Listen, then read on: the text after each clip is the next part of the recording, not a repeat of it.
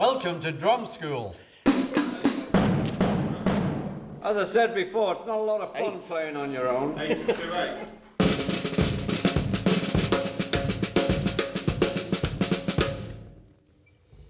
8. It's seen a few records, this kit.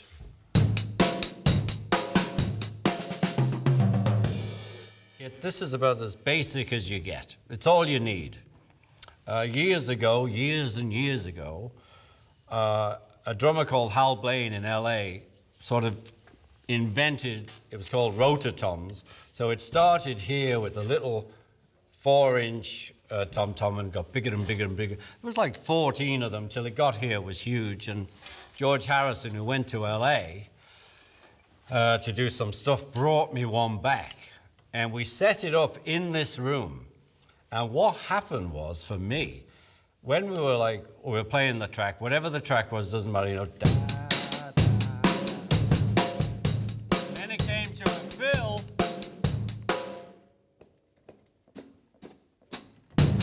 It's just too much to hit, so I had to send it away. This is about as much as I can deal with.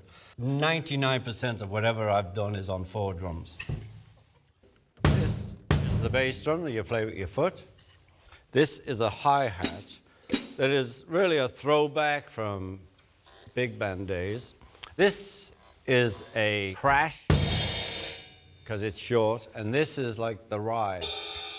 All drummers had one of these. Swing. You know, I can be.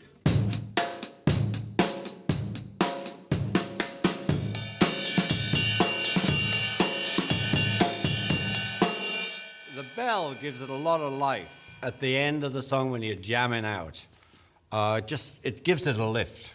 The tom-toms, of course, are for this sound of depth. I gotta say, these are the shittiest sounding tom-toms I've ever heard. But we're doing our best, the kit's old. And the snare drum comes from way back when people were marching and sometimes they didn't make it back.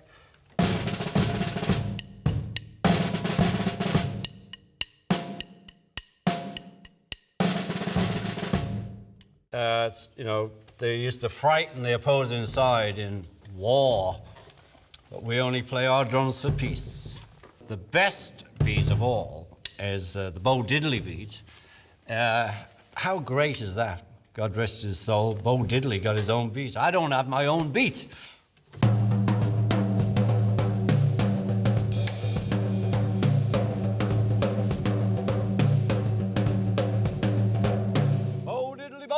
Diamond ring.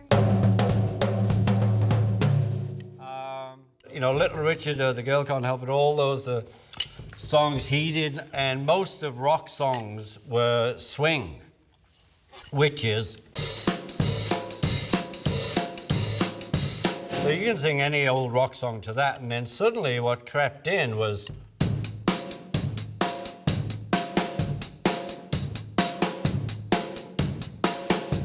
That's when rock found its place. And if you listen to a lot of rock and roll records, and actually a lot of the white rock and roll records, that's when this really became the big news.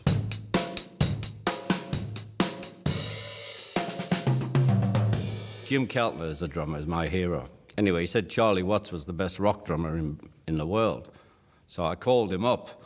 I said, Jim, are you crazy? Charlie Watts is the best rock drummer in the world. I said, what about me? He said, Ring, you swing.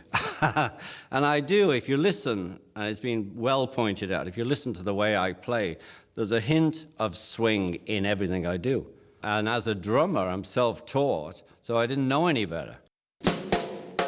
Phil.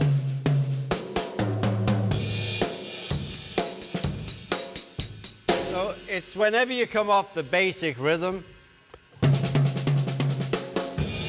can do a fill, you know.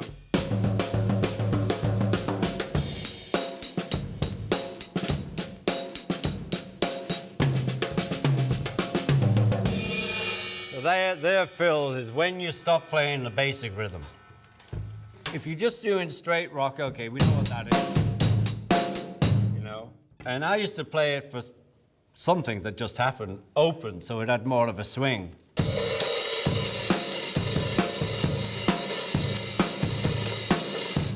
very hard to do now. But you know, then you can go to the tom.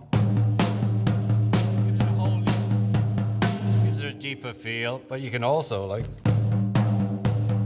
gives it even a deeper feel. We brought this old kit in. This is from like 64, say.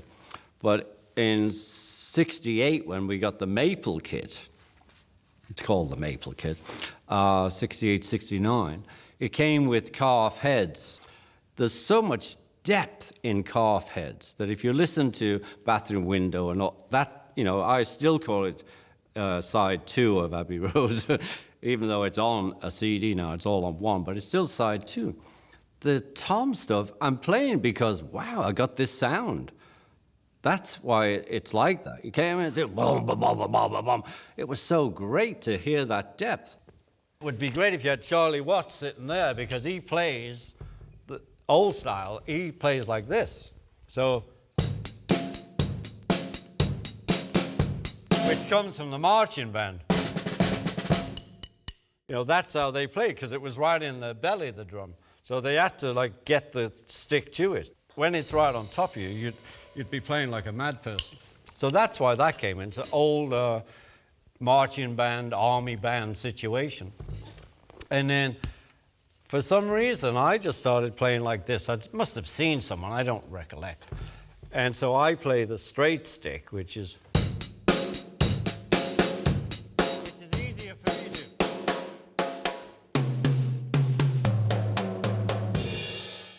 George had written this song and he came over to me and said, it's in like 7.5 time.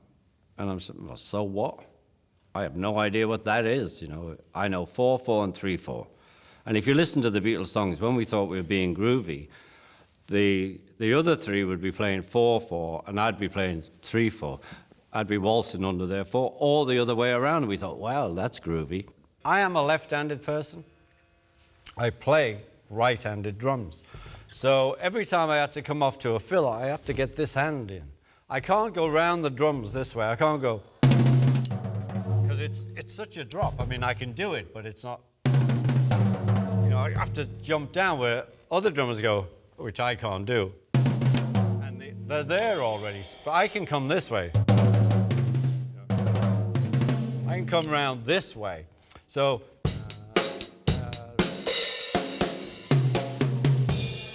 if you listen to all my fills, there's a nano break all the time to get myself set up.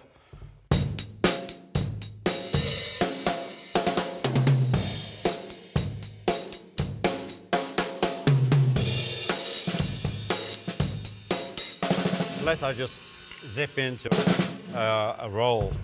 The other thing with John, who would listen to some record and he'd say, oh, play like that record. And I said, well, there's 2 drummers on there. I said, yeah. That was like, oh, okay. You know, so a lot of help was that, you know, the other 3 were like frustrated drummers, really.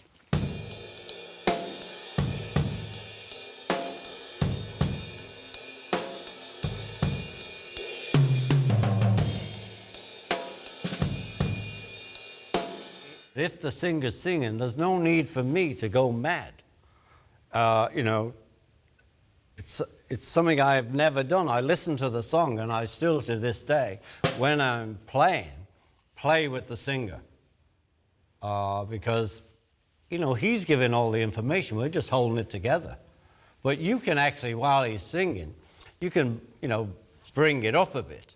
You could do a fill to bring in, you know, either crash for the end of the verse or a fill to bring in the chorus, or halfway through the chorus. You know, there's just moments in time through the song where you bring it up or you leave it alone. You know, I feel that the art of the drummer is where he puts the lifts, you know, and you bring it down a bit. And the one rule I always used was that when you get to the chorus, it is just a little bit faster, because we're all happy now. You know, not like speedy, but you know, there's a lift to the choruses. I wish we had a bass player here. I know a very good one. You'd listen to the bass, because I don't want to be going.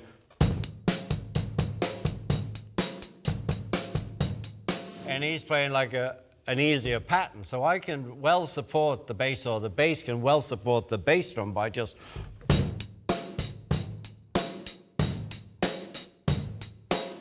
playing the 1 and the 4.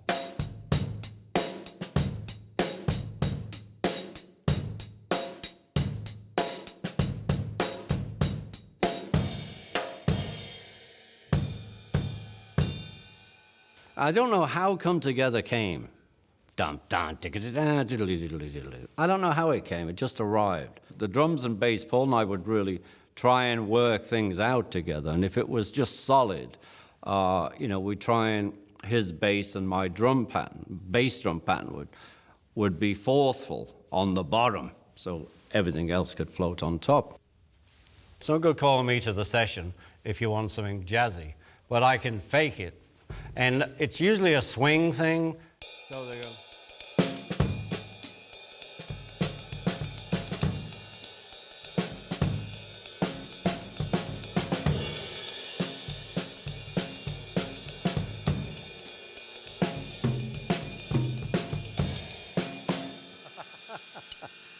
No offense to any jazz drummer out there, but I'll play rock till you drop.